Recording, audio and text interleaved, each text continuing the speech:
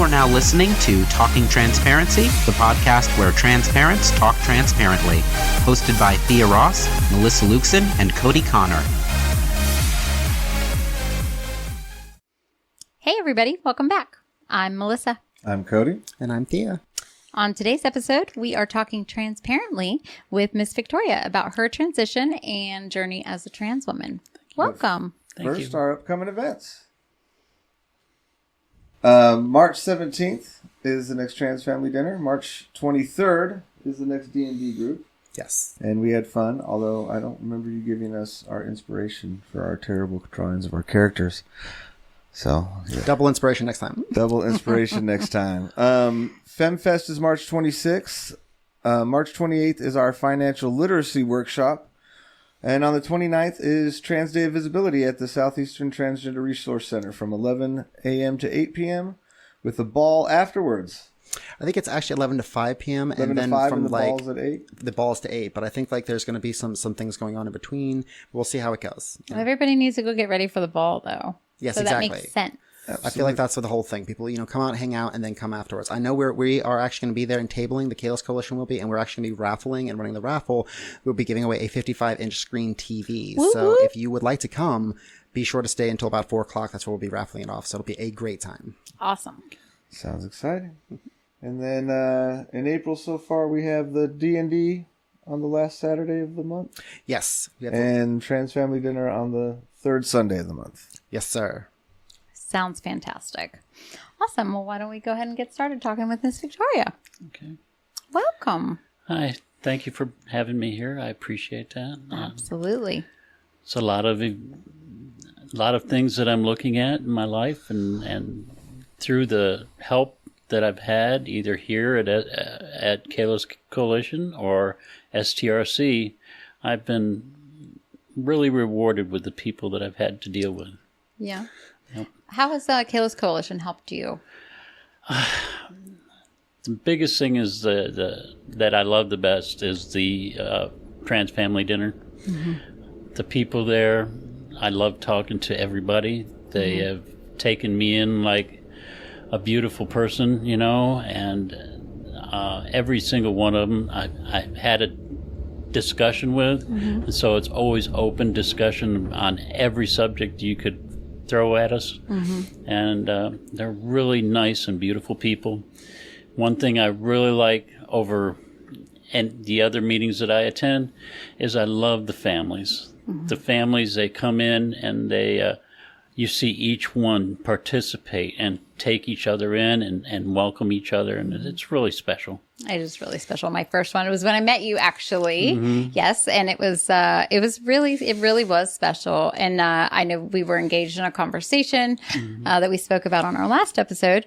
So we were pretty engaged, but one of the things that I spoke about was how much joy that even when we were in like deep discussion or, maybe just very heavy discussion, at times you could still hear everybody else in the other room laughing, enjoying, talking, having a good time, coming inside, outside, and just really having a wonderful time. And it's really great. Yeah, it is. That's wonderful. Well, do you want to talk a little bit about how you transition? Sure. I am 63 years old now. No, stop it. 63 years young. 63 years old. Young. And what I believe at 63, it was about time. My life, I've been raised in upstate New York. Family-oriented, parents divorced and remarried.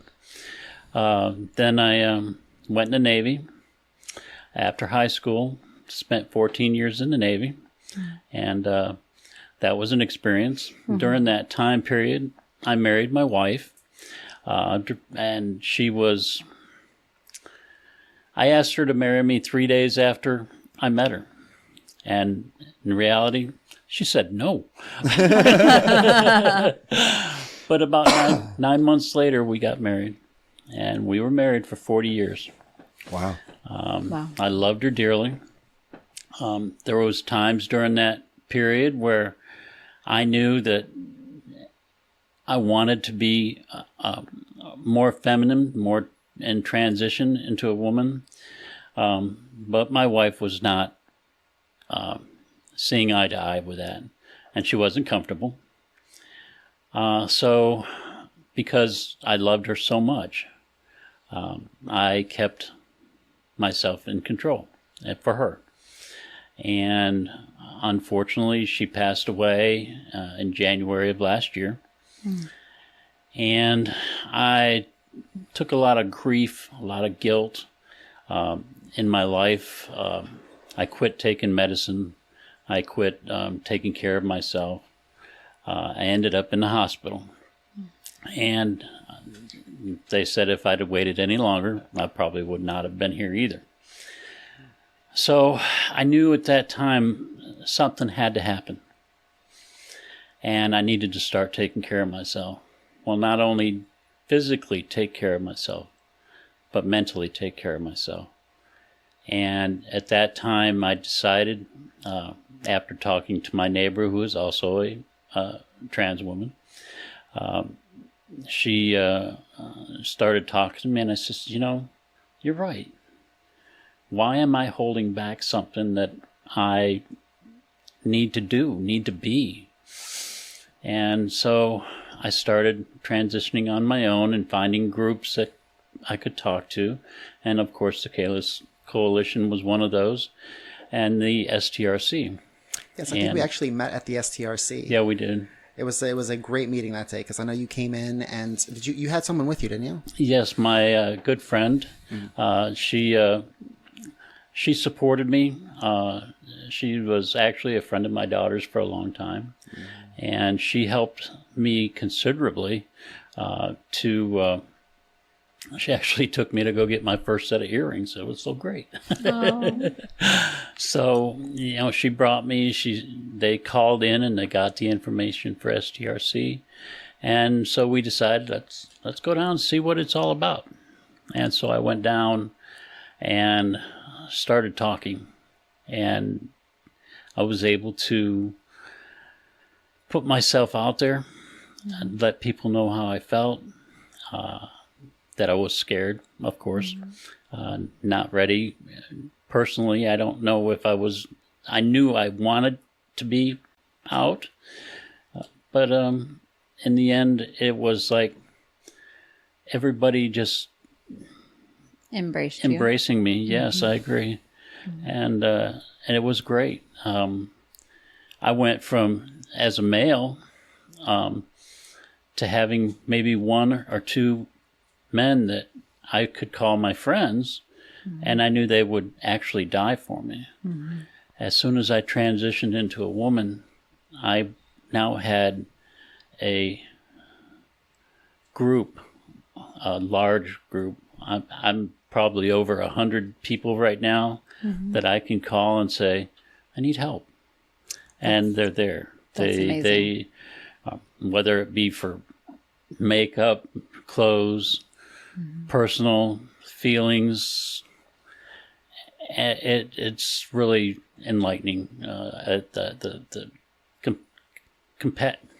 want to say companionship that I've got now, or the closeness. There's a certain love in the community that I'm now part of, and it makes me happy. That's awesome. I do have a question. Your relationships prior to transition, cisgendered men, maintain those relationships still? How did that affect? Okay. Well, the friends that I had at that point, they were mostly in the church I was going to at the time. Okay. And I took and decided not to make a commotion. I went to my good friend and the pastor, and I said to them, this is how my life is progressing. And I want to know what your view is on this. Within 15 minutes, I was asked to leave. And unfortunately, I left behind many, many friends who I still consider my friends. And I hope they consider me a friend as well. but I have not been in contact with any of them except for one who doesn't live here anymore. But so I lost a lot of my friends at the time, and close personal Christian friends that I counted on for comfort, especially after my wife passed. Community, for sure. But they dropped me, and no matter what they've done to me, I will always love them, and I hope they understand that. And I don't think they'll ever come and ask me, but it's okay. I need to move on. I need to make myself happy. I need to make others like me happy. It's important to me to make others happy. Well, it was never about you ever stopping loving them. It was about you loving yourself. Right. And through loving myself, I knew that any situation that I may get in with them would cause they would come and disagree wholeheartedly with me, and I wasn't ready for that. And I don't think they were ready, because my faith is so strong that would never, they could never tell me that I wasn't saved, which I know I am. Like I said, I love them all, even those who asked me to leave. Did they out me? Yeah, they did. The pastor and friend, they had to take it in front of the men's board and have a vote there.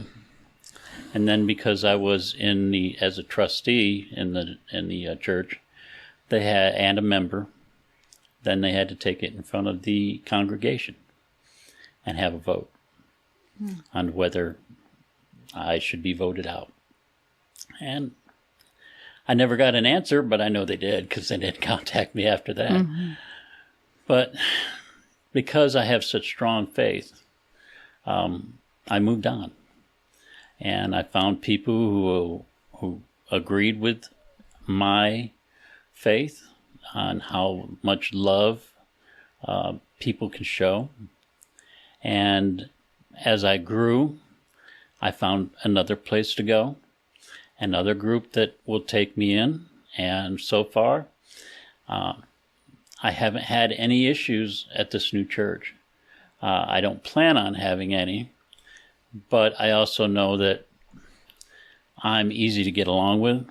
Yes, you are. Yeah. And so my hope is that I can maintain that church relationship, because now I have a mission in my mind and going forward through my faith.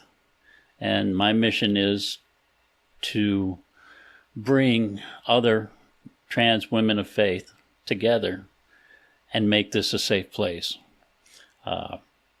As it is right now, it's not a safe place.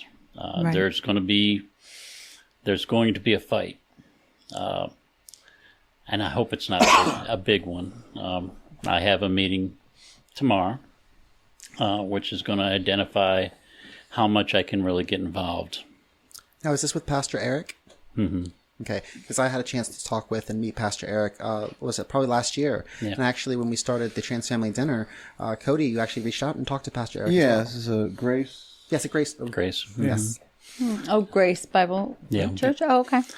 Beautiful people. I went in totally blind, because the girl that had invited me to go had to take care of her kid. And so I said, no, just go. Just go. I went into church. I was thoroughly adopted by two ladies. Right off the bat, they said, come sit with us. And I've been sitting with them ever since. The people greet me very politely, very nicely every time I go in. So I'm very happy with the reaction of the people there. I'm hoping to maintain that, because they're a bunch of beautiful people as well. So I have just a little bit side note, but along that same, because I don't think I've had this conversation with you yet, and I'd love to get your take on this. So in other conversations that I've had with very religious people, I actually had this conversation with Mike Callan about how you can go through and through verses in the Bible very much set forth the interpretation that God is beyond gender, right? Trans. Right. And that very much you can see where God's perfect. We're commanded to be like God. And even in some places like Ephesians, when it talks about transforming into our godly form. What are your thoughts, just because I'm curious, on that concept of God being trans, and actually in a lot of ways through that interpretation, trans people being then one of the closest forms to God on earth? Okay. My God, my faith is totally 100% given me by His Word, and that's where I have my faith in God's Word. And there's a verse in Galatians that says there'll be no difference between men or women. Okay? And that they will be in heaven with Him. And it's my interpretation that God is a loving God. I believe in Jesus Christ. I believe that my salvation is dependent on my faith in Him, that He died for me, and that He rose again, and He's waiting there for me to be in heaven. Then He's going to bring us all back here to earth, where we'll live eternity with Him. I believe He loves all people. I believe that faith in Him is what's going to maintain us going to heaven. I love Him dearly. He's led me into a terrific relationship with many, many people. And through my relationship with Him, and I will say mine, okay, I have grown. I know that He is approved of me being a trans woman because I believe there's a mission for me. And my mission is, like I said, is to bring other trans women to Him so that He may accept them. Now, I'm not saying just trans women, trans men, anyone that believes in Jesus Christ, I'd like to bring them in and get them in a church. Is that going to happen in my church? I don't know. And I'd like to say it would, okay? But I have to wait. I have to be patient. One thing that was said to me the other day is I'm putting myself in a box, okay? And in that box, I want to make them happy. And I'll just give you an example of that. In the church, there's 2 bathrooms downstairs, okay? There's a male and there's a female. And there's no way I'm going to go into a male bathroom. It's just not going to happen. It's not right. No. Right. And in the women's bathroom is where all the children go. Okay. So my avenue was to say, okay, I know there's other bathrooms here. So I asked. And they were so appreciative of me asking and taking consideration everybody's views. They rushed me right upstairs to where there were 2 unisex bathrooms, and there was another male and female upstairs. So it really worked out where they appreciated my courtesy, and I appreciated their courtesy for making a place for me. That made me really happy. But that's my box of making people happy and comfortable with me, and then through making them comfortable with me, then I can be in their group. Mm-hmm. So yes, it does put me in a box, and eventually I'll work out of that box. Mm-hmm. But for now, hopefully they understand where I'm coming from, that I want to be part of them as much as they want to be part of me. I believe in meeting people where they are and having an understanding that you have to meet them where they are sometimes. And I think that you asking, you're going to find your own space where you are not going to ask permission. How do you feel about that, Thea? We've talked about this many times, Yes. Victoria, and I feel very strongly that we should not have to ask to exist in spaces. And I really think that, you're giving people the opportunity to say no. You're giving them the opportunity to say, please leave. And then also within the framework that you're having here, it's a sort of a concession that like somehow we're a danger around children. And while we're not, and there's no reason to be, I feel like there's this idea that like it's going to make them uncomfortable. And really to speak on that, there's nothing that you do that makes someone else feel something. You can't make someone feel, they feel something because they feel something. That's from them. And well, if they feel hate, if they feel disgust towards us, that's not a matter of anything you can do. You can play as much, politics, Polite politics. Yeah. You can do whatever that all day long, and that might get you a good ways away, but it's always just a matter of time until you're an irritant, until the box that they've kept you in, they're going to put a lid on and toss it out. Well, and what's tough to accept, right, especially as a man, is that so much of this is really not about trans women or children or women. It's about how men are viewed for very justifiable ways. How men walk through society. Yes. Exactly. That's exactly what it is. Because, just like you were saying, the children don't go into the men's bathroom. Right. They go into the women's bathroom. Their problem, the core problem, the root of this the issue. core problem is because so many of them are unable to view you as who you are.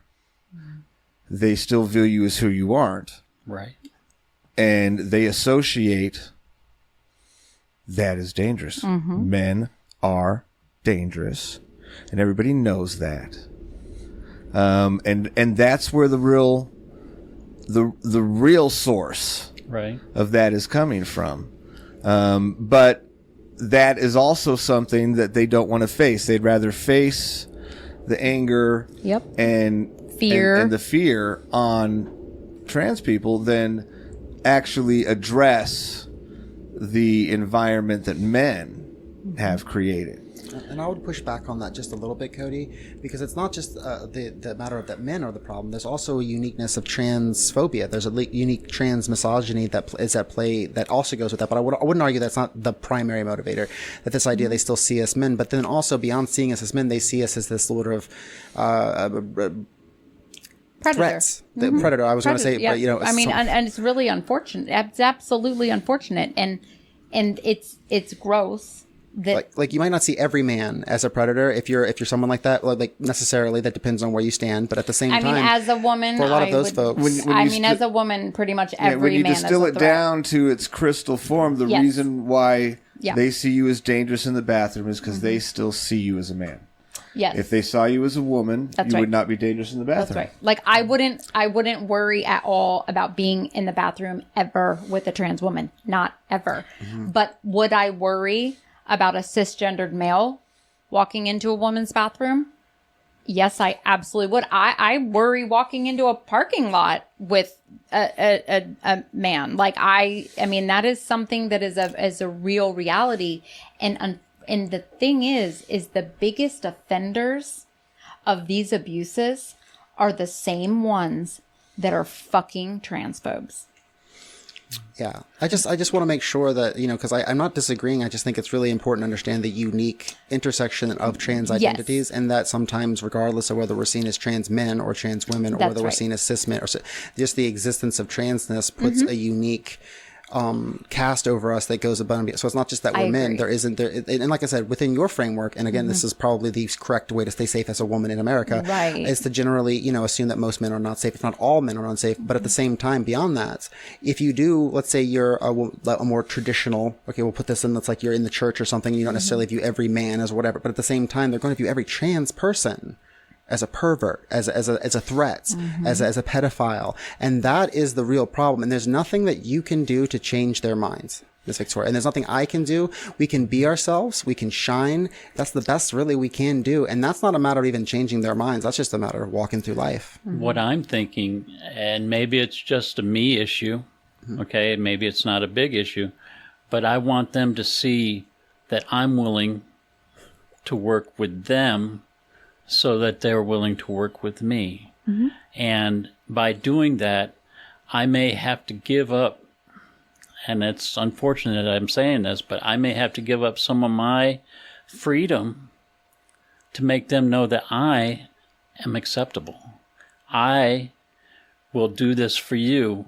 Will you do this for me? Will you accept me as a woman if I give you a little space to learn? Well, and I think the most important part, right, is that's part of every relationship. Okay.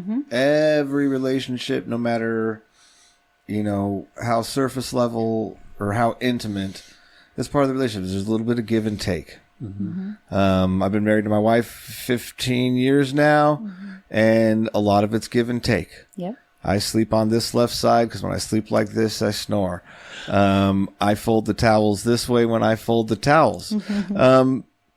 And that's just part of it. Part of a relationship is that you give some of yourself, right? Agreed. And so the most important thing just to remember in all of that process, because I 100% understand what you're saying, because I do that with everybody all of the time. The most important thing to remember about that process is that it's both ways, right? And that it's beneficial. Right. Like walking into a restaurant, like existing in a public space and going into a restaurant, things like that. Like I think it comes down to that transactional situation, right? What's acceptable, and no one should ever ask to be able to be in a space. There's community with church. And I think, and now as someone who I do not attend church anymore. I was a member of the church for a long time.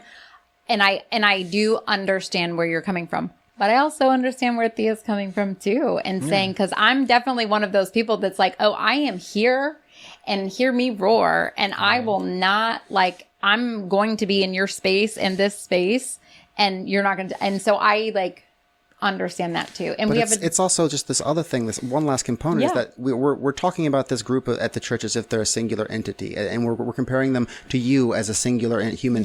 Really, we're talking about a group. And I believe in positivity and humanity. I believe that what you're doing does reach a lot of those people. But what I would stress is that when we talk about safety, it is not a matter of the group. It is a matter of one. And it really only takes one or a handful of catty. It's just over there, or that father over there who gets concerned. And then all of a sudden, the folks that are on the fence, well, so how many of them are going to speak up against the authority of the church? Right. Yeah. And that's what scares me. Well, that's the thing. That is the absolute light that you carry with you, is that you're willing to do this, and that you have to do this because it guides you in your faith. And I just always, when we talk about this, I never want to say that we're right or wrong, but she's right, because it's a matter more of this is what she's chosen to do, and I respect that, but I do want you to be safe. Yeah. Well, it's also acknowledging that this is happening in a church. Absolutely. Which it's not the same as just regular public. No. That's right. It's not. There exactly is a very specific group of people. It's not the building was built right? It's community. Right. Yeah, it's not transactional. It's not community. You're building a relationship with these people. It's not public, and so it is a little bit of a different exchange, right? And so there's that acknowledgement and what you have to go through as you're navigating this as well. Right. And you feel safe there. And that's, I think that's important. Now I'm in the process of asking to belong to a program that's called Celebrate Recovery. And they break into a large group to start with, and then they break down to little groups, male, female, and so on. The patriarchy. I know where I want to be with the women. That's what I am, and that's where I want to be. But once again, making sure that they knew how I felt. I came out and I said, look, this is what I want to do. is it going to be all right? One response was, I need to ask my director. I said, I understand. That's understandable. Well, then I presented that to Eric as well in an email, and I have a meeting with him to talk about that tomorrow, and I'll see how that works out. I'm praying that everything works perfect. I'm praying that they see me for me and why I want to go there, because I got a lot of stuff that I can recover from, you know. I actually go to a grief meeting at the church now, and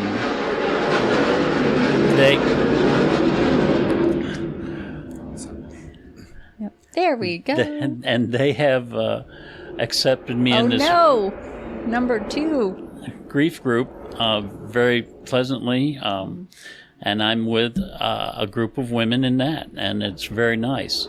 And of course, my question, you know, I want to be part of this church, all of me. That's right. Not just where you allow me to be. Where you allow me to be. Absolutely. Now, I have to come across the question, if it's not a decision I'm comfortable with, do I stay or do I go? Or do I, because now I've built up such a friendship with people who have accepted me wholeheartedly, I don't really want to leave. Right. But I also have to take into effect, are they going to accept me as me and not just as another person coming in the door? And here's the good news. The church that turned you away, they lost an amazing person in light. And no matter where you go, you will find people that will be attracted to that beauty and that light that comes from you.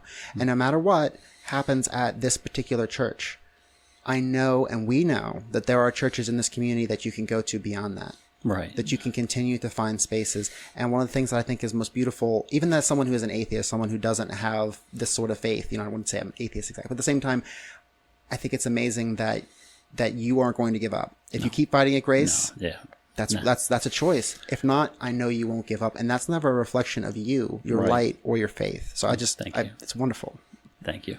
Well, and it sounds like you already kind of have in your mind this desire to begin your own unique ministry, if you will, your own special ministry. Yeah, I agree, because I know that what makes a difference in my life, and I believe can make a difference in everyone's life, trans woman, trans man, anyone, that there's a matter of faith. There's a matter of hope. There's a matter of grace that God has forwarded to me, and I can do nothing more but pass that on to those people who need it most. And I've seen the result of bad decisions, bad life, and my hope is that by my Spirit and by Jesus allowing me to continue to put His word out there, that I might be able to grab some of those people who are in the bottom valley of their life and pull them out and send them on to the right direction. And that's, in my mind, right now, that's my mission. And right now it is trans women, because that's who I'm mostly with all the time. Well, speaking of... you help where you are. Yeah, that's where I am.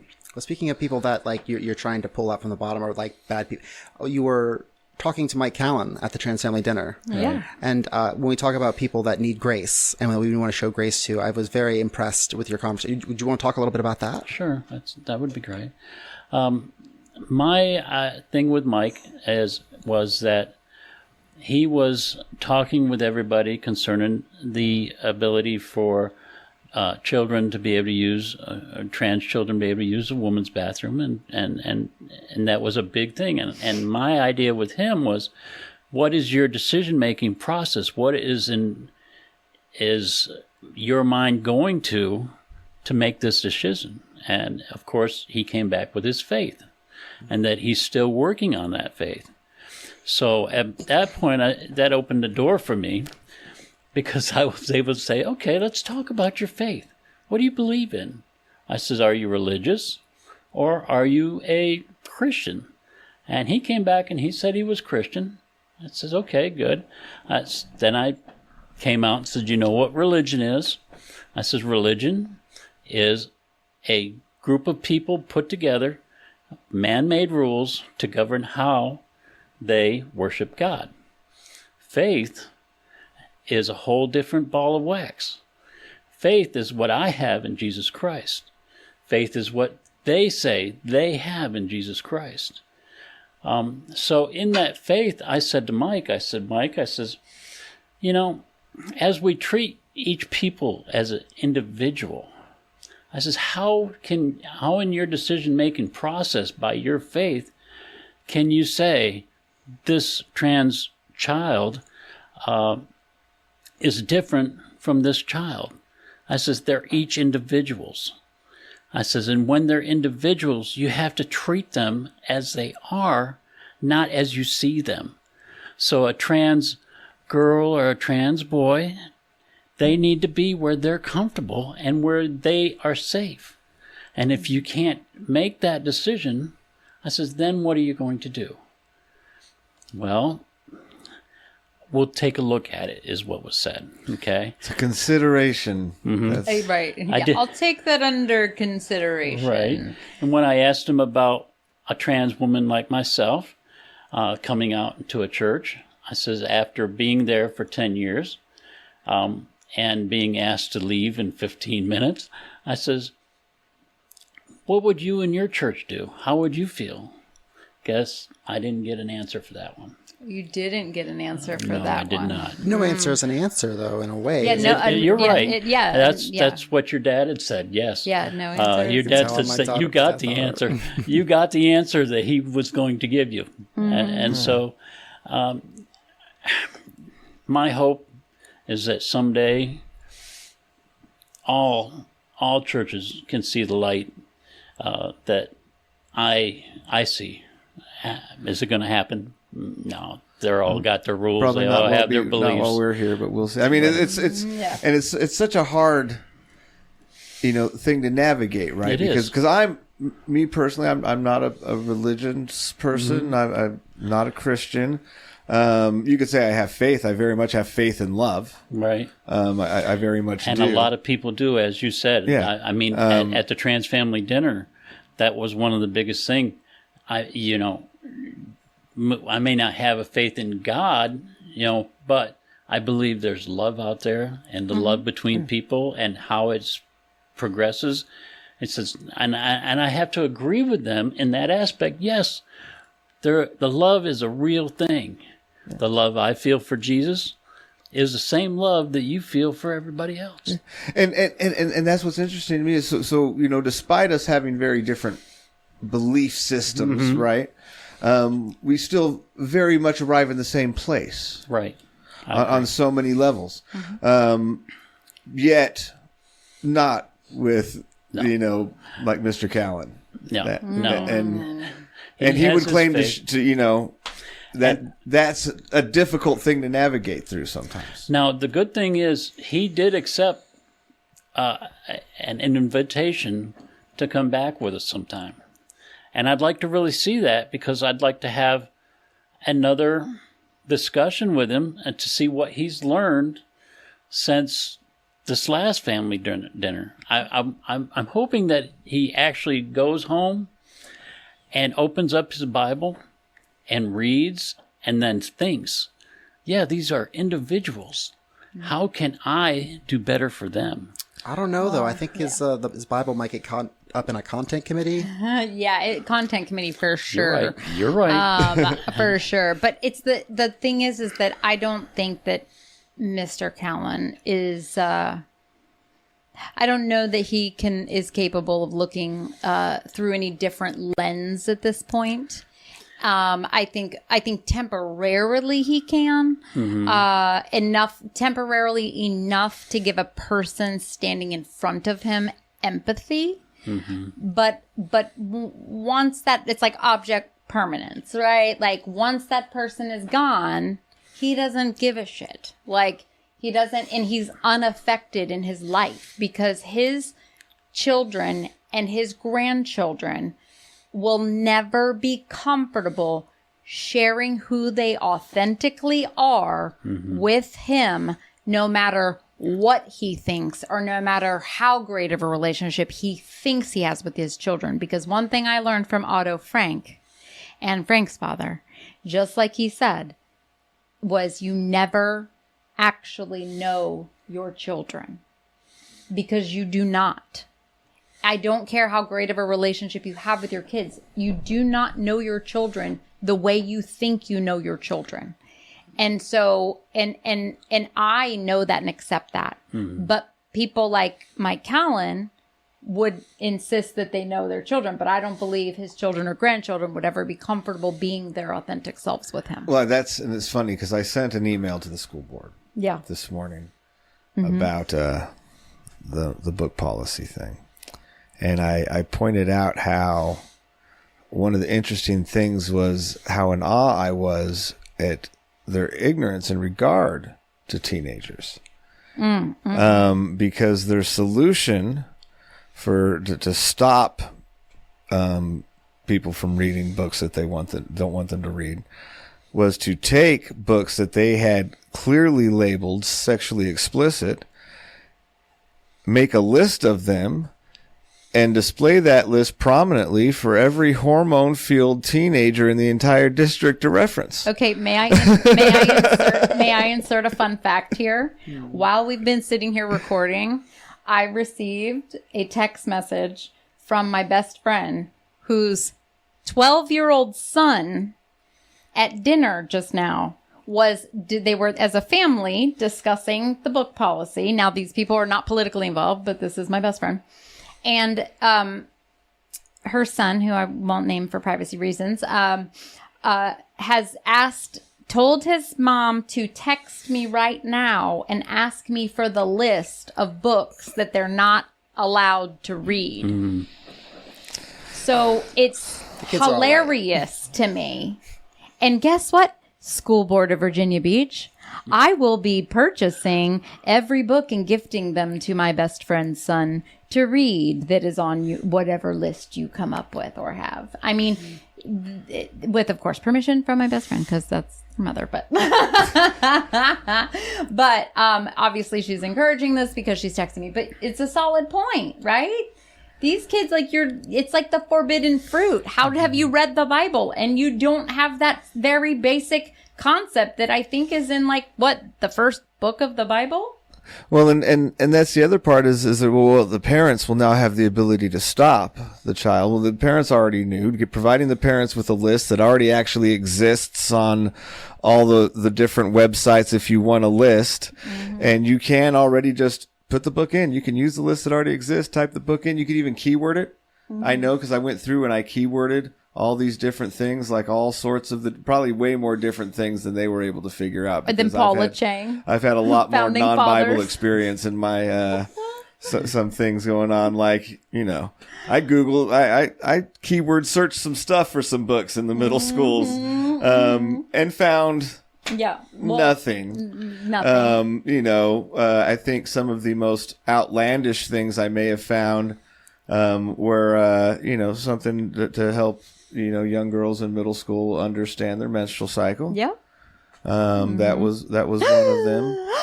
What? That was basically like the most probably the most like, oh, you're going to learn something about people's parts or anything out of all the stuff that I searched, and I searched some of the books from the list, and I searched keywords like pussy and vagina and blowjob and penis and all the things. And all of them, and it came up with like 2 books, and one of them was also something educational along the lines of going through puberty, and the other one was about helping girls at that age, which that's the age that they would be. But did you Google, or not Google, but when in your book search in the schools, did you look for John Adams or the founding fathers or? George Washington. That was that was a solid search. That parent who lives part time in Florida, by the way, and only lives part time in Virginia Beach, but comes and speaks at school board meetings. And by the way, their child is like a full on ass adult, but they fly up to talk at school board meetings. But like, you know, what about like the Magna Carta? Did you type that in to see if there was anything on the I didn't type Sorry, that in, y'all. no. To our listeners, like, listen, these MAGA people, they are wild, y'all. They come up with the wildest stuff at school board meetings. So we're being facetious here when we're discussing this, but Well, no, her argument was so asinine. She said there wasn't enough room in the libraries. They have to make a decision over what they will or won't, and they're taking out, like, you know, Literally. the Federation, what like, is it? oh my God, the Papers? Federalist Papers. Federalist Papers. Like how biased librarians already are because the Federalist Papers aren't in our high school libraries. Bitch, that's because nobody wants to read them. But then also, has she not understood there's computers and the internet available? And I Wild. guarantee you, like, everything that's in the public domain, you can go and That's find it. Like, that's a big part of this whole thing that's getting missed is not only are they, you know, on this historic path through disaster that just keeps kind of, you know, you walk this path, it only leads to one place. It doesn't matter how small the steps you take, it still only leads to one place. But because they're not looking into the future, they're looking into the past, they can't even acknowledge the present. Correct. Right? Correct. Like Genderqueer was published in 2018, I believe. And my oldest, who's trans non-binary, graduated in 2016. And I speak about genderqueer often because I wish as a parent that this book had been available to my child in high school. I wish it had been. I mean, it just hadn't been written yet, you know? But I'm so fiery now. If I can't imagine if my kids were in school and I was going through this, like I would, how much and how disconnected are you from your kid that you think your 13-year-old does not know anything about sex at all? Like, has your 13-year-old left your house? Right, exactly. Do you have cable or internet access? Right. Has your 13-year-old talked to any other 13-year-old ever? Because if they have, they know about sex. That's right. They already know about it. Yes.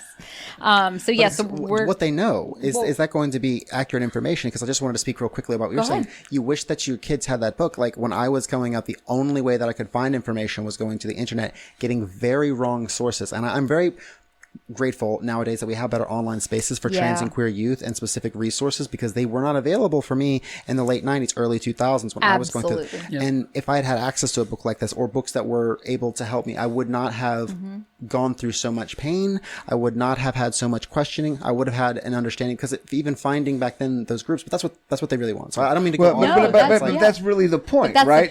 Is that your 13-year-old does know about sex and you're trying to pretend like you don't and deny that information and all of that stuff. And what you end up is somebody that is very uninformed and misinformed becoming an adult and is uninformed, misinformed on one of the most important parts, especially of young life. Yes. And also in a lot of ways, one of the most dangerous parts, especially of young life. Absolutely. Yeah. I'd like to, with parents, I'd like to ask parents to please personally get involved with your children into what they can read and what they can't read, how they react. I'm a parent of a transgender girl, and I missed 10 years of her life for being a closed door. My faith at the time as a man closed a lot of windows to her that she saw just because of where I was going to church. But I missed 10 years of her life to the point she doesn't live with me anymore. And she moved on. And she moved on with her life, which is a great thing. I'm happy for her.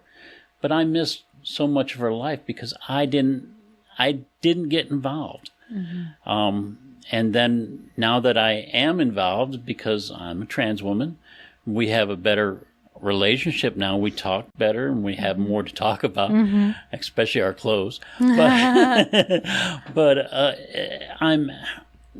I just want parents to reach out, see what your child is doing, see what they can do. Don't let people make that decision for you. yes, the school board has their rules and what they govern and what they want. And yes, that's where we need to get involved and say, hey, straighten up. But in the end, we have to pay attention to our own kids, make sure they know what's out there, make sure what they feel is valuable, and then take that for action. And that's a big part of what I have been preaching, if you will, at so many school board meetings, is that, you know, when you talk about forced outing policies, when you talk about book policies, and it's funny because it's the side pushing those that'll say we don't want to co-parent with the government. But that's exactly what that is. Right. That is you saying the government's going to parent for you because we don't actually think you can. Right. That's exactly what it is. They don't acknowledge that. The truth is that if you're super involved in your child's life, right? You're talking with your child, playing with your child, whatever that looks like at the age that they're at, right? Then you're not going to need the school to come to you and say your child's trans or any of that side of stuff. You're going to be in touch with what's going on with your child. Absolutely. You're not going to need that. If you're paying attention to what your child's doing, how your child's talking, even when having conversations with your child, you're going to know what your child's reading and what your child's doing. You know, you're never going to know everything, but you are certainly going to not have to have somebody else tell you, Absolutely. you know, Absolutely. everything about what's going on in your child's life. Yep. And that's what your job as a parent is. They've built this conversation around parental rights. And that's not what the conversation's about. This is a conversation about parental accountability and responsibility. And instead of society and our governments, our leaders saying, parents, if you don't want your kids to read this book, then you don't let them. That's right. Absolutely. Parents, if you want to know who your child is, then you better get to know them. Talk to them. That's right. Then we would get what we wanted, right? Which is, or what they say they want too, right? Which is parents involved in their child's lives. Right. And we wouldn't get all of the other hate and distraction that this is really causing. You know, we're going the opposite way to get what is supposed to be the solution. Right. Well, they want us going the opposite way, backwards. They want us to go backwards in time. They just want to reverse everything. You know, I don't think that you can know your kid enough to know whether they're trans or not. I think it's one of these things that I don't think there's a matter of like, because like when I think when I hear your words, I listen to them in two filters. One, very positive, I'm supportive. The other one is I'm listening to as if I was like this transphobic parent. And if they believe that there is a level that they could be involved in their their child's life, and they could know or suss out, that I don't want to necessarily, you know, validate that as a thing either, because being in a child's life isn't just a matter of showing up. Being in anyone's life is, I mean, that's the first part. That's the step one.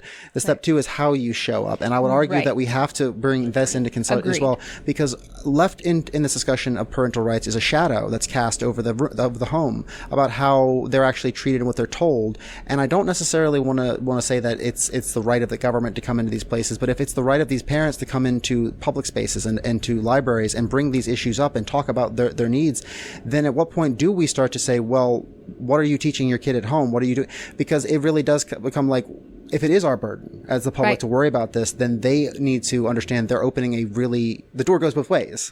You want to have control over everyone else's kids, but you're going to have to give up control over your own kids, whether they realize it or not. And I think that we talk about slippery slopes, the steps, small or big, towards these issues. And I don't know whether they realize what they're doing, because even if we talk about another situation where we're in control of the school board, we have other people. Do we want to start banning books on their side? Like, this makes no sense from a policy standpoint at all. But I guess. Eventually it distills itself down to you know, because that's the only place this path goes. Because there's always got to be somebody. There's always got to be somebody to hate. Yep, always got to be somebody. That's exactly what it is. And once you run out of, you know, if you want to take the line of that the Christian nationalist view, if you will, versus the Christian love view, you know, just acknowledging that we're at a different line there. You know, that distills down to, once you've eliminated all of the non-Christians to hate, There's a lot of different Christians. Which ones of them do we start hating next? Who's the right Christian? But that's the whole. It's a spiral that narrows itself down. And to your point, it is more not. There is more to it than just knowing your child, right? And that is safety, love, acceptance, all of those other interactions, what your child sees from you and how they interpret all of those different things. There's a lot of things that play into your child eventually first being able to express what they're feeling and then being comfortable and safe expressing what they're feeling. And that is more than just being there. It is absolutely very much how you are. It's also there. what Melissa said earlier. Yeah. It's like we can't know what kids are thinking. We can't know what other people are thinking. And I just want to caution people who are listening to this because this is important, like you said, to be there exactly the way to show up and to go beyond that. But then when you do, understand that you don't have a right to that interior space as a parent or as another person, and that you don't have the right to control it. And that when you start from that framework and build out, it gives it gives more space for love to grow. It gives more space for autonomy to happen. And then the parents can actually discover who they are. It's kind of like a finger trap, if you will. Right. Instead of trapping them into any kind of identity or label, giving them the space to grow and learn themselves and be the space they can come to you and talk to you about it and without judgment. Right. And also knowing, like, as a parent, I don't have all the answers, and I want to come from a loving place with my kids, and I just want my kids to be happy. And so my questions are always, are you happy? And, are you causing harm to others? No. Great. Then do what you need to do. Well, and there's different levels of privacy. There is. That as a parent, you have to take into account. There always is, right? Like I do check in on my children's online activity. I do always know where they're at. I do listen to their conversations kind of with their friends on their games and all of that sort of stuff. I am aware of what they're doing. And very much of that is because they're not in a place to completely protect themselves. That's still part of my job. Right. But I also don't ask my daughter about what she's talked to with her therapist. I also still have a door on my bathroom, and I don't ask my children what they do in there for 45 minutes, especially now as they're going into their teenage years. Right. Because there's the space that I need to occupy to protect and provide, and there's the space that they still very much get because they get to be who they are and have their own identity and have that. Correct. And so it's just kind of knowing and being careful about where that line is. Yeah, absolutely. Not letting your fear cause you to cross that line. But also being right on that line when you need to be too. Correct. And it's so boundaries. it's those boundaries. And a lot of people on the other side of the conversation don't understand that. Right, you're either fully violating privacy, right? Like, right. Well, don't you just need to fully violate their privacy? Haven't you checked their Instagram? Well, yeah, I check their Instagram, but I don't make them tell me every conversation that they have with their friends. I don't make them tell me different things that are their own personal thoughts and stuff that they get. They get that. Right. I make them tell me where they're at. Yep. I make sure that I monitor them enough to make sure that they're not like going to get but human even traffic. More than that, I make sure to continuously talk to them and educate them about danger. Right. Well, yes, because kids are vulnerable. And then our trans kids and really all of our LGBTQ kids are vulnerable, right? And so there is a sense of like hypervigilance, I think, sometimes too with our kids because of the added layer of danger, which is also from a parent's perspective, like I want my kids to be whoever they are, right? But I also want my kids to live like a full, beautiful life. And so it's painful as a parent to know that our kids are going to experience bigotry and hate and things just because they want to live in the world authentically as themselves. And so, But how much of that is just the expectation of whiteness in America? Like how much of that is like every minority, everybody that does not fit to a certain, everyone who's fat, everyone who's short, everyone, people who get outside to a certain degree, and the degrees to that and how extreme that is depends on the intersection. So I understand. But then like the fear that you feel, children feel it too. Like I didn't come out to my parents, to my father, who's very supportive, you know, and he's changed very much in recent years, until I was 30 years old. And the reason wasn't because, and it's funny because I hear this so much. Parents, they get offended. Like, why didn't you tell me? How could you not tell me? What is it? How could I not have known? They get this, and sometimes it's the child that is trying to protect the family.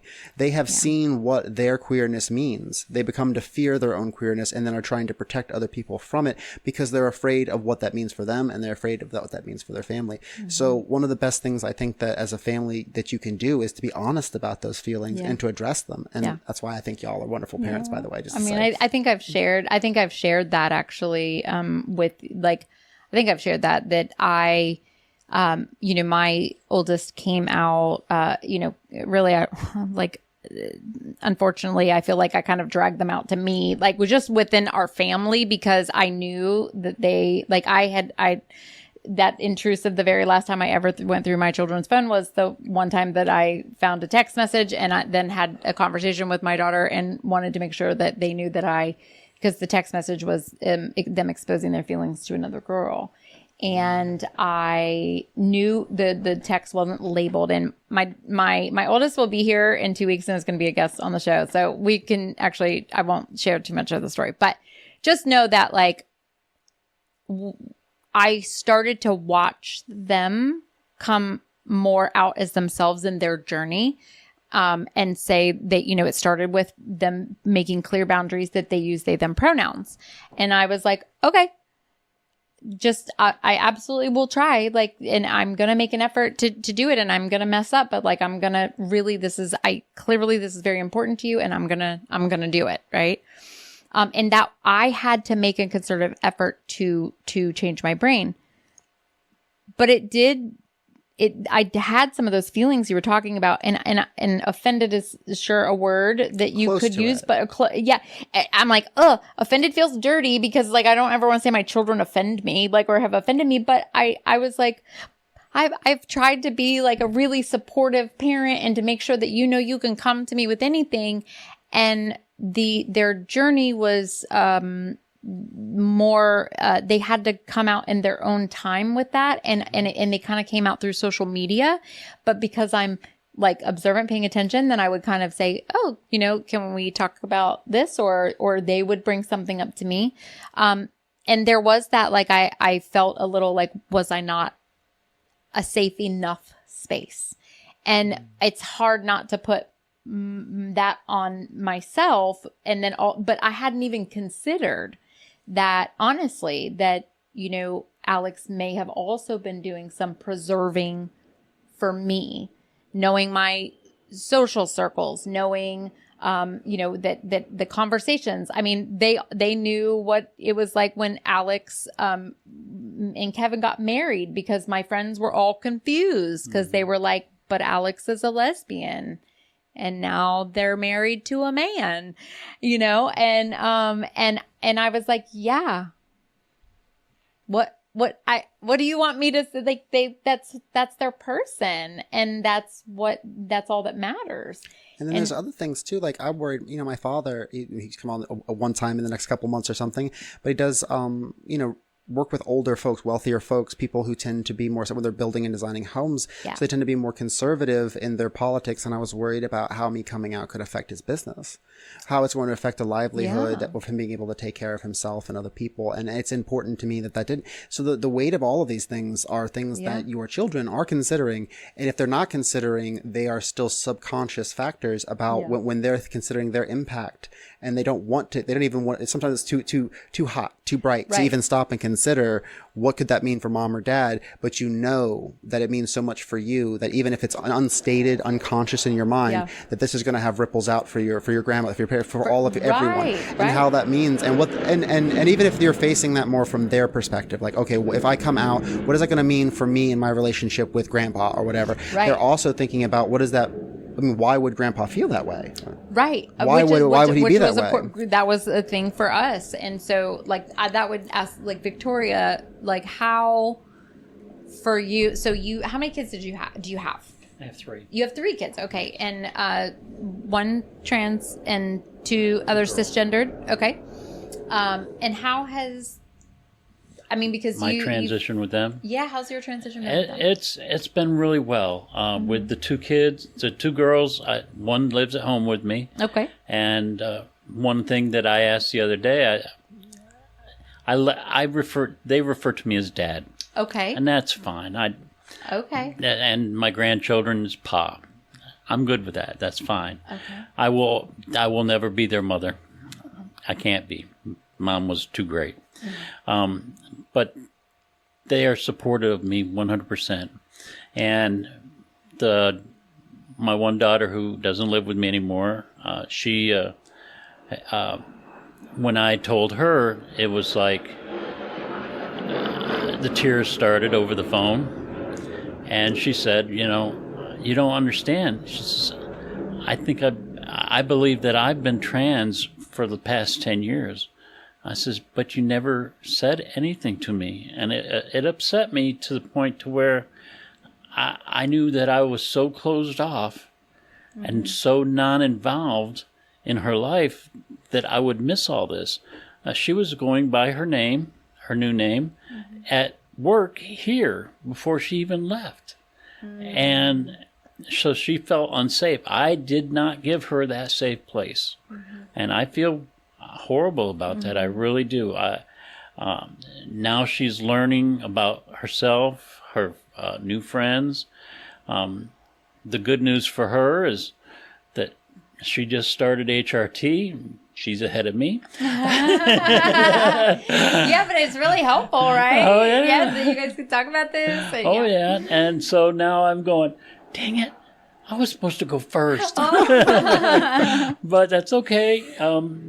She's happy where she's at. She's learning, and I'm learning to be myself a lot more open than I ever was before.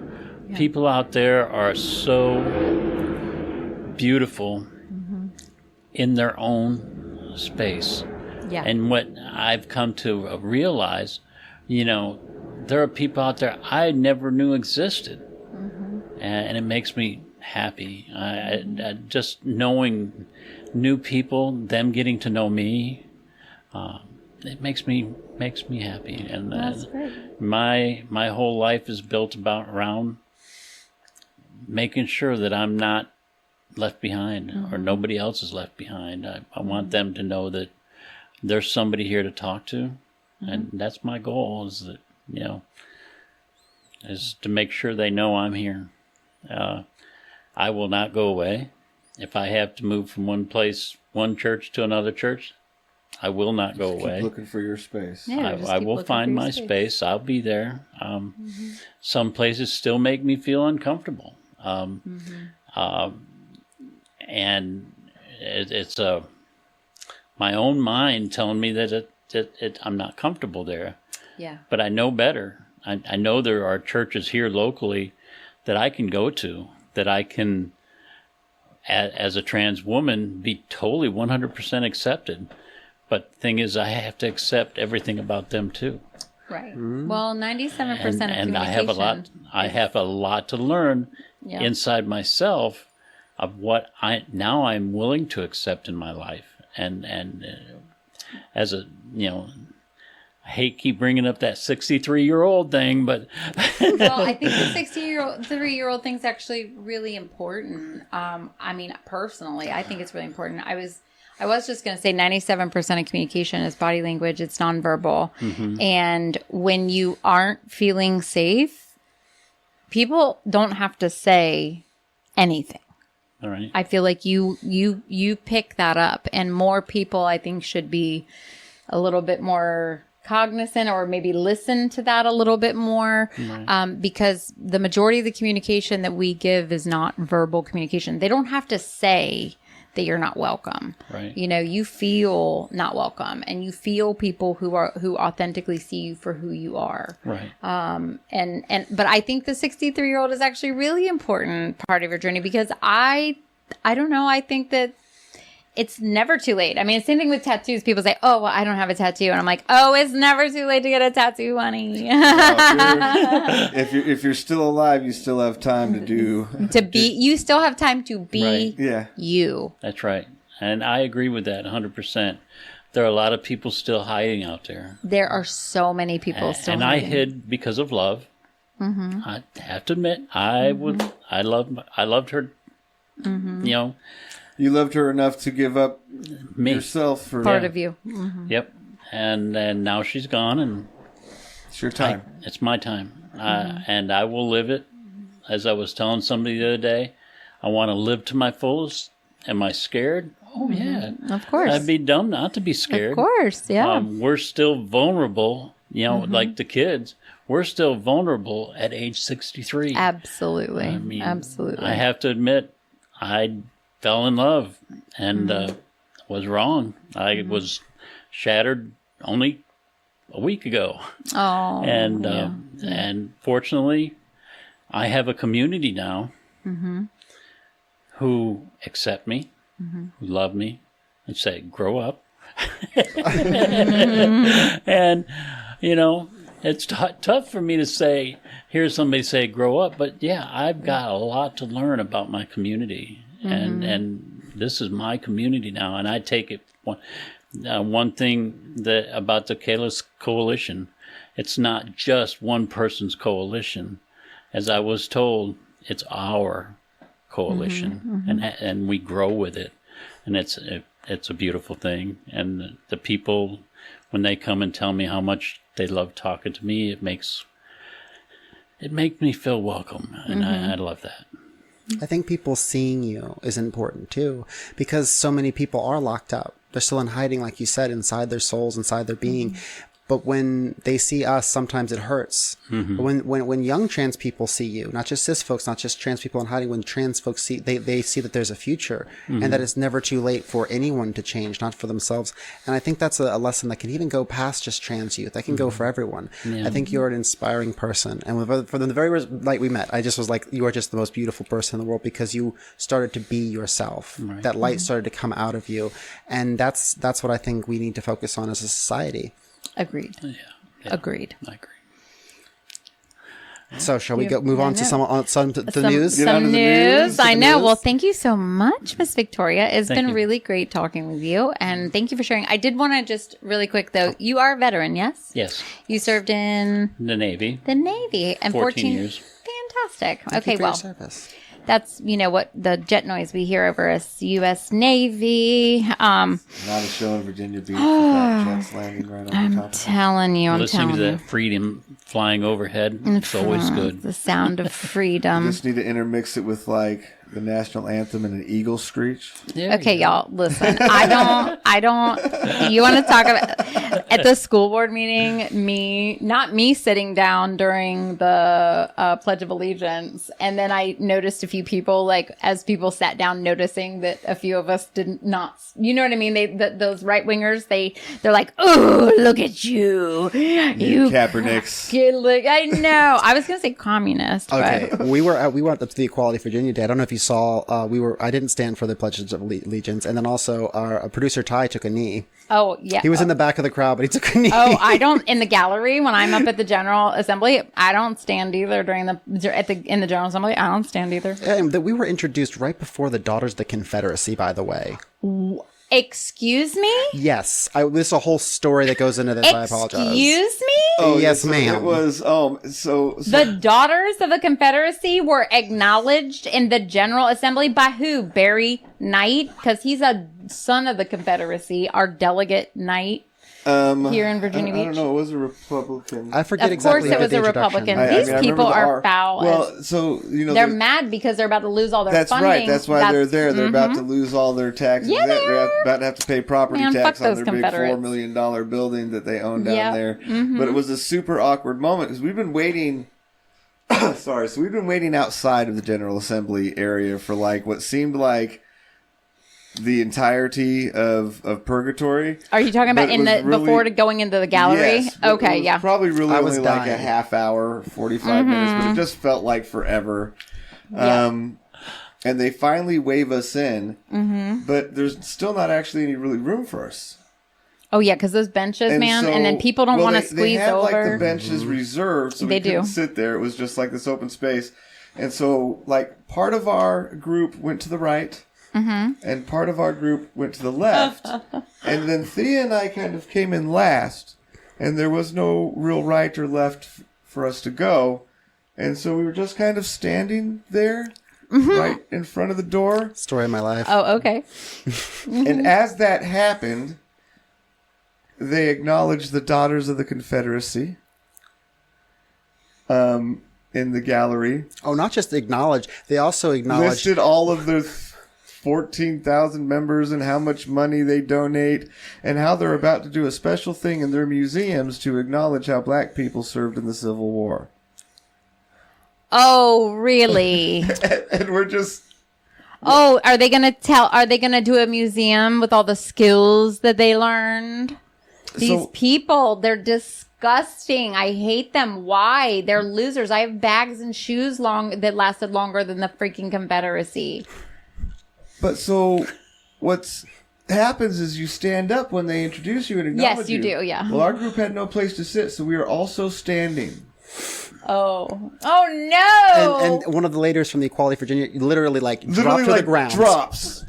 Like, just drops to the floor. There's no place for her to sit, but she's just not going to be standing with these ladies.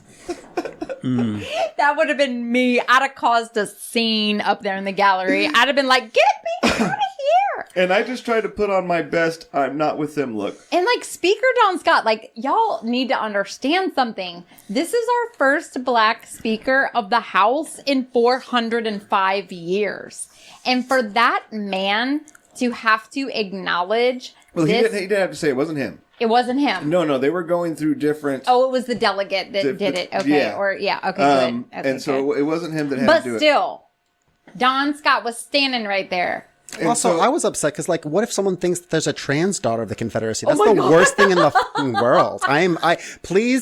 I disown all of the Daughters of the Confederacy for all I that don't know. time. Maybe all the trans folks should have stood with them. It could have we could have really fucked them all up. Just people. You they see get what all I'm saying? get all their funding cut off from the Get all their phrase. funding cut off and be like, wait, No more cook I money. mean, we just have to flip it sometimes. Eventually, they gave in and had us sit in the reserved bench. Oh, they They were did. finally like, okay, you're just going to stand there awkward as hell in the middle. So wait, they were empty benches, Yeah. but they were Were making y'all stand, Yeah. even though they weren't, the people they were reserved for weren't there. That's correct. Right. And so finally the guy's like, well, just sit there. And so we sit down. And then before they announce our group, they announce another group called SALT. Mm-hmm. It's like the Senior Association of Living Tribally or something. I don't know what it's. Don't ask me. I probably didn't get that right. I got the SALT right. Okay, gotcha. And they stood up. It was great. It was a senior group. But after you get introduced, the people walk out. Yeah, they right? leave, yeah. Well, our group's now separated, right? Because there was no full space for us to sit. And the rest of our group is on the other side Okay. of the SALT group, Right. who is exiting at about the speed you would expect. They were all 30 very old people to exit. Wonderful, lovely people. I don't Yeah, oh, yes. to be clear. Lovely Yes. people. But very Aged. old.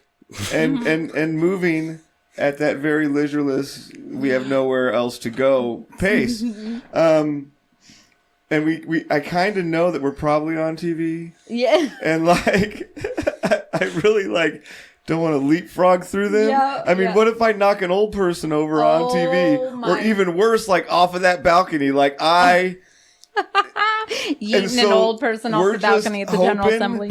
that they move fast enough for us to actually get to our party, and of course the Equality Virginia leader's just like, come on, get like over we can't here. run an old person over. Yes. Oh my god. But we did. We made it. You did it. You made it. You got Made it. acknowledged. There's probably some clip of me like where you can obviously. Oh, I'm going to go back and thinking, watch like, the "Come on, recording come of on." the. Oh, I'm going. I watch these recordings often. And I did not catch it on Monday, but I'm going to go back and look at. I'm going to go back and look. Like I need should. to. It's And probably- you know, in these videos, they tab out so it's real easy. You can just go find the session and click on it, and then you can it will they have the acknowledgments. You can literally just go to equality. There's Equality definitely some Virginia. very awkward clips. I love of that. us, I'm going to find them. at the TikTok. General Assembly area. TikTok, stay tuned. Yes. I'm so glad you guys did that though. The General Assembly, it's so fancy. It's very huge building. There was not a single picture of black person anywhere. It's amazing.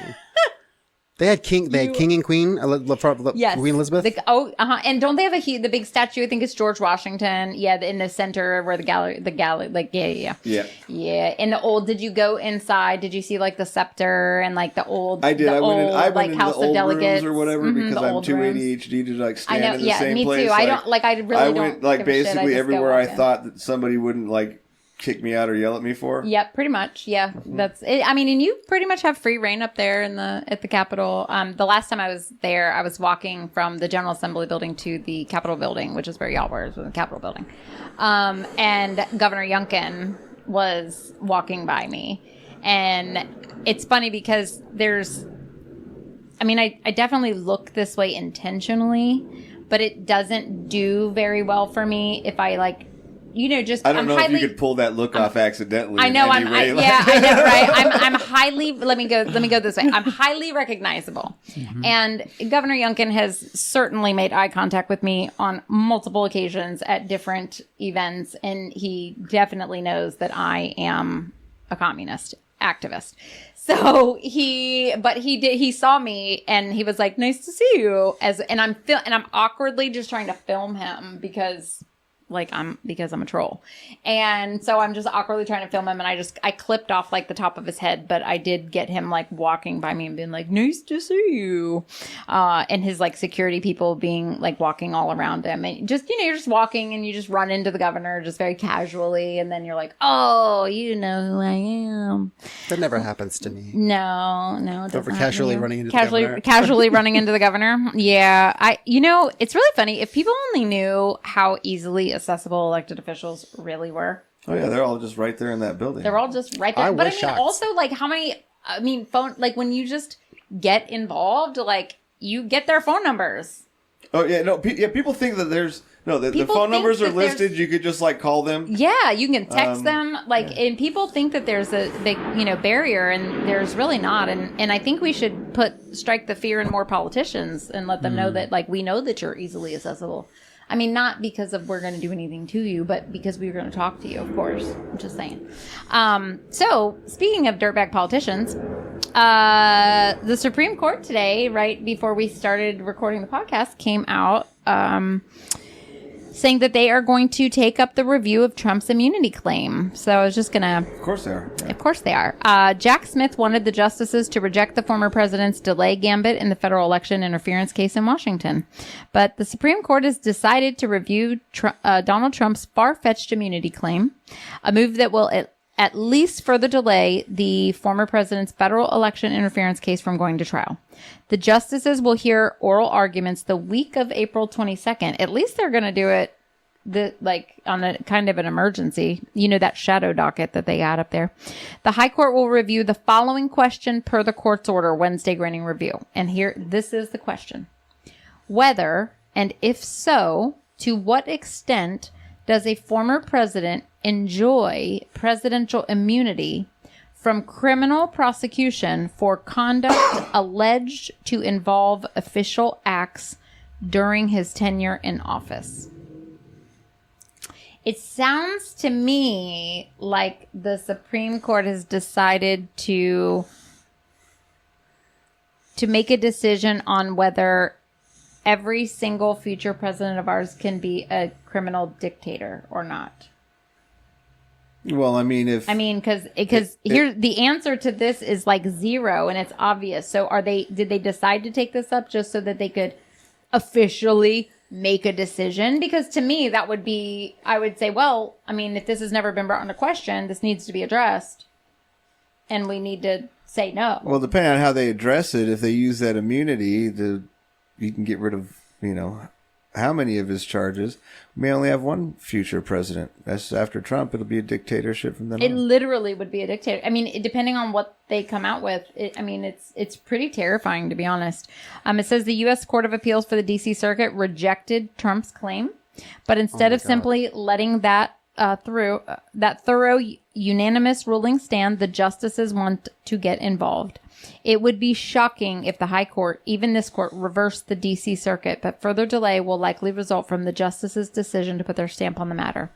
The case has been on hold since Trump launched a pretrial immunity appeal. He asked the Supreme Court to keep the case from going back to the U.S. District Judge Tanya Chutkan for trial while he continues to appeal the D.C. Circuit ruling. Just sidebar, the judge, Justice Chutkan, is such a badass, by the way. And she don't put up with none of Trump's bullshit, which is why he does not want it going back to her until he goes through this. Trump, of course, wants to push back the case for as long as possible in the hopes of winning the presidential election and making the prosecution go away. The case will remain on hold pending the justice's decision, which will come after the hearing in April. The court typically issues its final decisions of the term by July, y'all. See, I don't see them granting him immunity. I don't see them. I don't see how they can. I don't see how they can either. Because once they grant him immunity, then they just have to drop everything against Biden immediately because presidential immunity. And so they can't.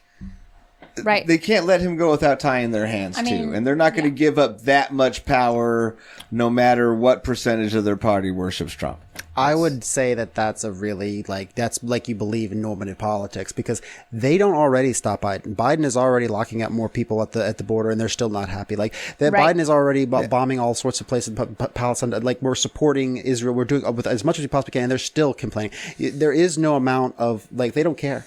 It doesn't matter if he's immune or not. It doesn't matter because at their point, all of the stuff that they levy against Biden has always been BS. It's always been about Hunter Biden's laptop and all this crazy nonsense that never had basis of anything or had any sort of harm or substantial substance behind it. It was just always a smokescreen.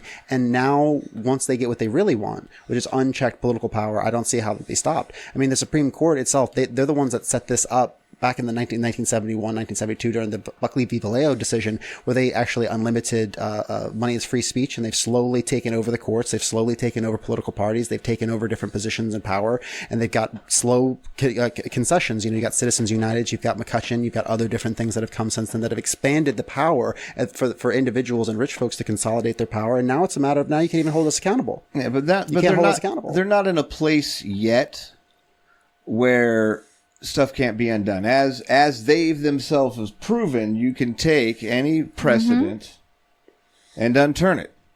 Turn it on its head. Not if everything's in fire. No, they did it with Roe v. Wade. That was precedent. Nobody pretty much expected that. And they turned it right on its head. And they're still in that place. They haven't got so far. They haven't codified stuff into the Constitution or gotten so far that same stuff can't be immediately done to them with just one circular round of voting.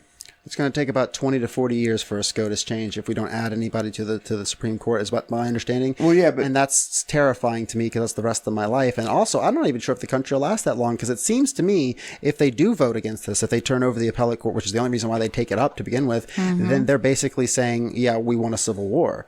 Because there's no way that anyone in this country is going to accept Donald Trump winning the election and with the idea that, okay, now you're immune from criminal prosecution because people voted for you to be immune from that. At the point means there is no rule of law. The social contract has been broken. Yes. We are living in a dictatorship. Right. And that choice for the Supreme Court to even entertain that debate tells you right now that normative politics has gone out the window.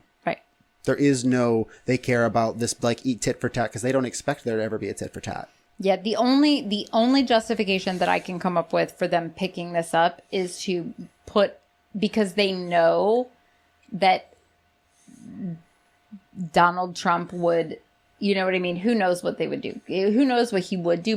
But to put a period on the end of that sentence to make it very clear that no president ever has immunity for criminal acts while they're because that would literally mean that like President Biden could, you know, order SEAL Team 6 to, you know, There's currently a Democrat do some stuff. that's Who knows? president. I don't know. If you're going to make it possible to be a dictator right now, Right. you make it possible for the person you don't want to be a dictator But they right now. know Joe Biden won't do that. See, that's they they know know, that yeah. they're True. not He, gonna- right. Yeah, they know that he'll go through the electoral. They They know that loses, he'll concede, he'll turn over power. They know that he'll go Right. through the process. They do. Yep. And so it's also, we also still have to acknowledge too, because the Supreme Court is working in tandem with conservative lawmakers to be able to do some of these things. And interest groups like the ADF. I mean, And Amy interest Jody Barrett groups came right from it. Absolutely. And so the biggest thing we could do, as you point out, the only way to overturn the Supreme Court in the next 20 years, the only way to change the way the Supreme Court is going to make decisions and interpret laws is to change the people writing those laws. And we still are in a position to do that. Right. Well, see, I kind of see this as like, is this going to be decided on the docket this year? Are they saying that? Or are they going? Yeah. to, okay. It's Yeah, April they'll probably move with 22nd. it really fast because these trials want to go. Yeah, it's Then April I hope that you're 22nd, right. and it's July, and then July. I mean, that's the only thing that I could think of. Because so- otherwise, it will mean civil war. It will mean, like, no matter what, no one well, will our believe in the imagined legitimacy of the order has election. collapsed. I mean, if we're talking about the rule of law here, right? I mean, at this point,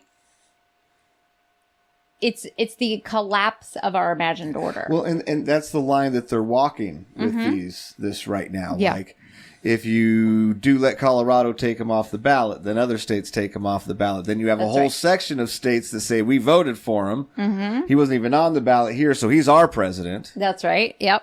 Yep.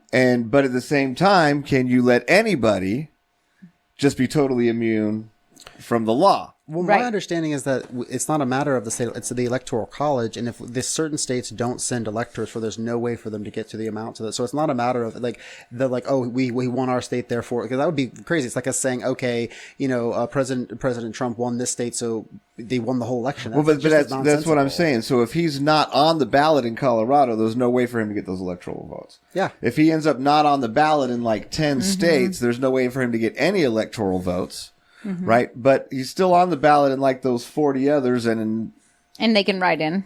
they can But write that has never stopped. Historically, there have been Green Party candidates, other candidates that get on different state ballots, and those they weren't on the ballots on every state, every 50 state. That didn't Right. necessarily be wasn't. But he is going to be the He will be the party Republican. candidate. Yeah, he will be the Republican. There's Party all the other candidate. little But people. then we would have to say that the Republican Party is a uniquely enfranchised entity with under the federal USFG. It's not a private political party that exists within its own as much as we exist and understand that that's how it's done, there is an actual, let I understand, federal codification and constitutional protections that say the Republican and Democratic Party are the parties.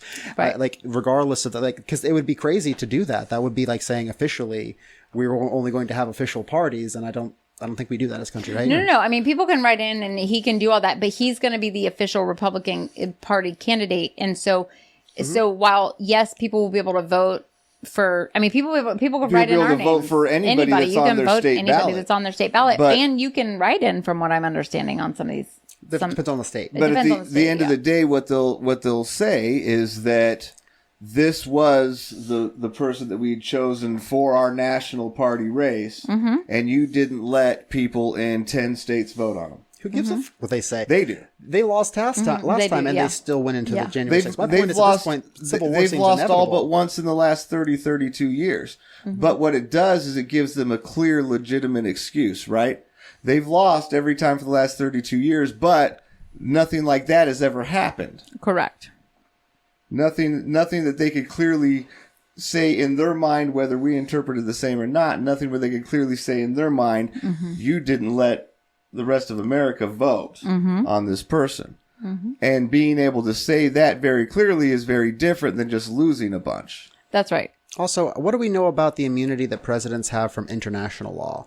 We know that the United States doesn't recognize like war crimes and those sorts of things. We actively don't even participate in that international court. But if we decide at the Supreme Court, the highest level of art, that a president isn't immune, are they basically going to have to rule? Well, they aren't immune from American law, but they're. I mean, there's really no enforcement. There's literally no one. It's not enforceable either. Like, there's I guess they could go to the international rulings against people in countries that are just like, we wrote this down. You were very bad. Yeah, that's international law. That's international law. Yeah, pretty much. This was bad. We just wanted to make sure we told you. That's like. There's the Hague and stuff, and people have tried. If it gets really bad, they'll why can't I think of it? Embargoes. Oh, you could do. I'm just trying to see Bush and Obama and Trump all in the Hague. All in the Hague. Just put them all in the Hague. Just have a nice sunny summer in the Hague. All in the Hague. Victoria's over there laughing like, I am a former service member. I do not need to.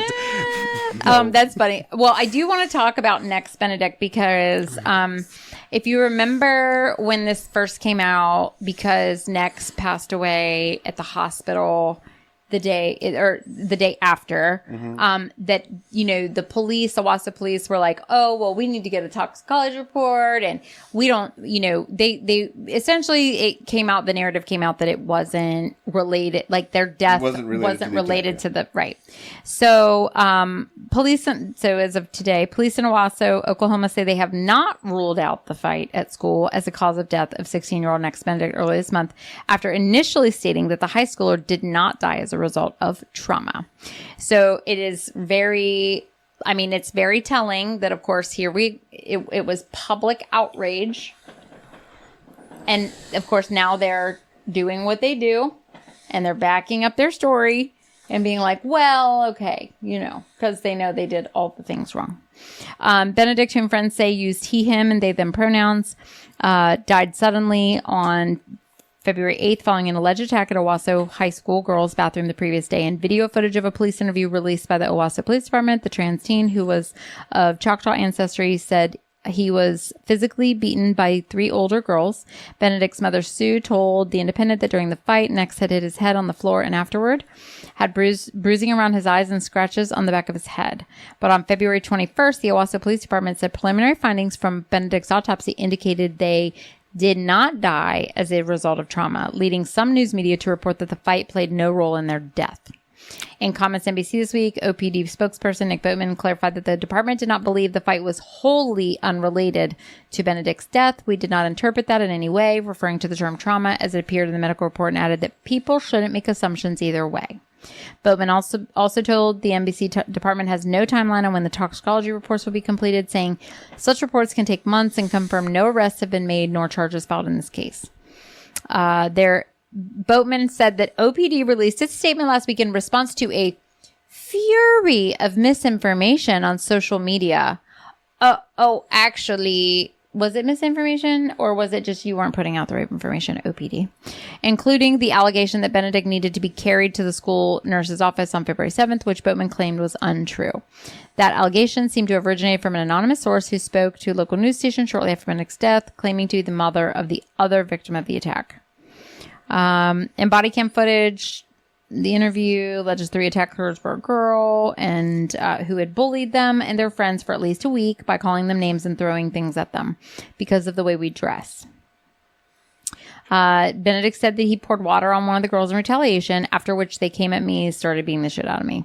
He recalled. Thompson could be heard in the video responding that if charges were filed, a court could find Benedict at fault because he initiated the fight, which would likely be seen as mutual. Roughly 40 of the teens' classmates at OHS staged a walkout on Monday protesting what they described as unchecked anti-LGBTQ plus bullying at their school. LGBTQ plus and Native communities throughout Oklahoma have mourned Benedict's untimely passing as adults and students alike gave voice to their grief at a candlelight vigil. So, waiting on the toxicology report, but now that at least they're backtracking and saying that it could be. They have to backtrack now, right? They do. Because when you're first doing this, when it's right out the gate, it's not national news yet. That's right. It's not all the heat yet. But what it is somebody saying maybe, hey, if this comes back as that fight killed this kid, we're going to be in a whole world of shit. Oh. And so let's err towards that side. Oh, but now it has blown up. Now there's plenty of people sending requests to the FBI and all of that. This must be fully investigated by outside sources and all of that. So now you do have to backtrack and put yourself in a position, because if you have, or if you do anything wrong or under the radar and can get caught for it right now, you're going to get fried. Yeah. And that heat right now is not even just in that little Owasso High School. That Owasso High School and the school board above it and the Naya Rychek. Oh, yeah. Chaya Rychek. Chaya Rychek. Libs of TikTok. Yeah. And the being Library above Media that Committee. board, Yep. all the way up to Governor Stitt. All of that. All of it. This is one of those times where, you know, the fire shoots right back up the hole. Yep, absolutely. So they, at least from, hopefully we've got. And I want to touch on the splashing water thing, because I have seen that so frickin' much. Oh, well, she started it. Oh, so she splashed water on somebody, and that means it's just okay that she's dead. He's dead. I'm sorry. Yeah. It's ludicrous. That is just infuriating, right? Especially when you're just not acknowledging a whole part of society, even regards into that bullying scenario specifically. And the How violence. many movies can you find with just a quick search where the kid being bullied throws water or a drink or something benign on the bully. And then the result is extreme violence, which tells you that the disdain and hate within that person for this human is present. To be that violent with someone, right? And the people just willing to excuse and jump in there, they deserved it.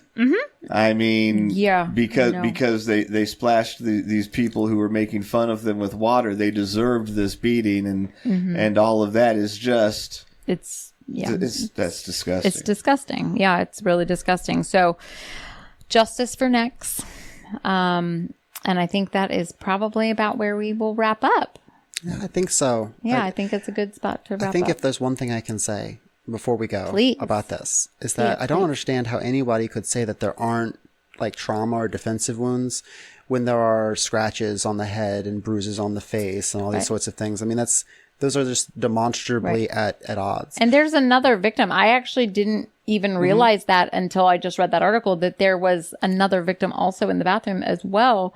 And so, there's like a witness and another victim. And this went on for a week, supposedly. That's why the Benedict family is doing their own outside investigation. Yes, is because they can't trust their local sources, because it's actually within that government's best interest, from the governor all the way down to the school principal, to cover that up. And the police only solve 40% of the crimes anyways, so... What do you think, Miss Victoria? Before we sign off, do you have any thoughts on what happened to Nex Benedict? I really don't. I want to say I was more informed than I am, and I'm not. But I do know that they deserve a safe space, and violence. The violence is way over. Throwing water on somebody, it's unbelievable that somebody should be beaten to death over where they're at. Yeah. Regardless of whether they belong there or not, but to be beat to death for being themselves. For being themselves. Themselves. That's absolutely. Right. That scares me daily, just personally in my own life. being in the right place at the right time or the wrong time. Right place, wrong time. Mm-hmm. Yeah, I know. Well, thank you for joining us, and thank you for sharing your story. Thank you. You're welcome. I appreciate you. And thank you to our viewers for joining us. I know that it is challenging, a hard time in the community right now, but I want everybody to remember that trans joy defeats hate every time. This podcast is brought to you in partnership with Collective Tattoo and the Calos Coalition. We are listener supported, so if you like the show, please consider donating to us on Patreon at patreon.com/talkingtransparency. Like, share, and subscribe across social media, and be sure to visit our Linktree at linktree.com/talkingtrans.